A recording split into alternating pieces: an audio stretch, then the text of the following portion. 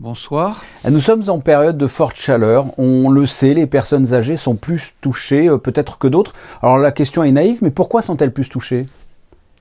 Mais d'abord parce qu'elles sont plus fragiles. Et puis elles ont tendance, avec les années, à moins se nourrir, à moins s'hydrater. Et ce qui est une erreur, puisque lorsqu'il y a des fortes chaleurs, il faut surtout penser à boire et à manger normalement. Surtout, on n'y pense pas toujours, mais il faut le faire. Et ensuite, il y a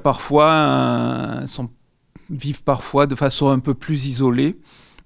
Et donc, ce qui fait elles sont moins sensibilisées, elles font moins attention. Elles s'oublient un peu. Elles s'oublient un peu en quelque sorte, mais c'est quand même sur des personnes qui sont plus fragiles et plus sensibles à toutes les variations de température notamment. Quels sont les risques de forte chaleur sur nos aînés ? Alors sur les aînés, c'est principalement des fortes déshydratations. Donc qui peuvent conduire à des malaises parfois et donc à des hospitalisations. Et c'est pour ça qu'il est important que le lien social soit gardé avec tous les aînés et qu'elles soient sensibilisées aux gestes, aux bons gestes et aux bonnes attitudes qu'elles doivent avoir en ces périodes.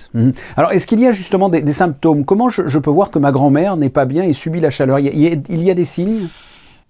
Alors, il y a des signes, il y a de fatigue, mal à la tête, voilà, principalement. Et de toute façon, je pense qu'avant de voir les symptômes, je pense qu'il est important puisqu'il s'agit de votre grand-mère, que vous l'incitiez, que vous vérifiez qu'elle ait bu 1 litre d'eau, 1,5 litre, qu'elle ait bien mangé, qu'elle soit restée au frais, qu'elle se soit réhydratée, éventuellement qu'elle ait utilisé des vaporisateurs pour se réhydrater le visage.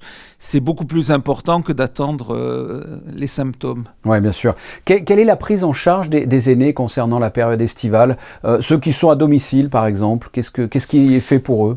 Il faut savoir que la direction de l'action sanitaire envoie en général deuxième quinzaine de juin des fiches réflexes à tous les organismes qui s'occupent de personnes âgées, mais aussi qui s'occupent d'enfants comme les crèches, le centre aéré, pour qu'ils aient un rappel des bonnes pratiques à avoir en cas de forte chaleur.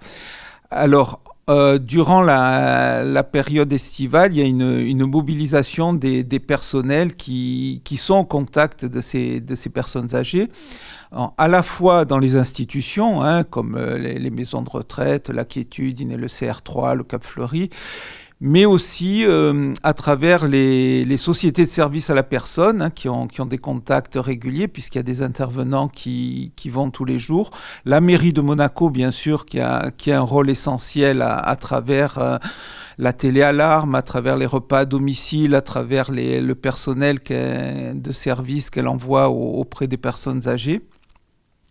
Et aussi le centre de coordination gérontologique de Monaco, qui a le listing de toutes les personnes qui sont suivies et qui organise des contacts pour les gens qui n'ont pas de personnel à domicile. Il y a un contact téléphonique, il y a parfois le recours aux secouristes de la Croix-Rouge pour maintenir un lien social et surtout rappeler aux personnes le fait qu'elles doivent surtout s'hydrater, rester au frais, ne pas trop sortir aux heures les plus chaudes de la journée, notamment les jours où il fait très chaud.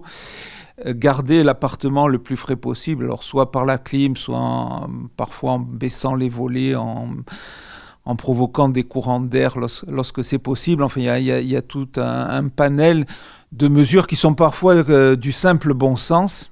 D'accord. Et puis il y a une nouveauté, un SMS Monaco Alert, comme auparavant pour les vents forts ou les orages. Là aussi, ça sera pour la chaleur.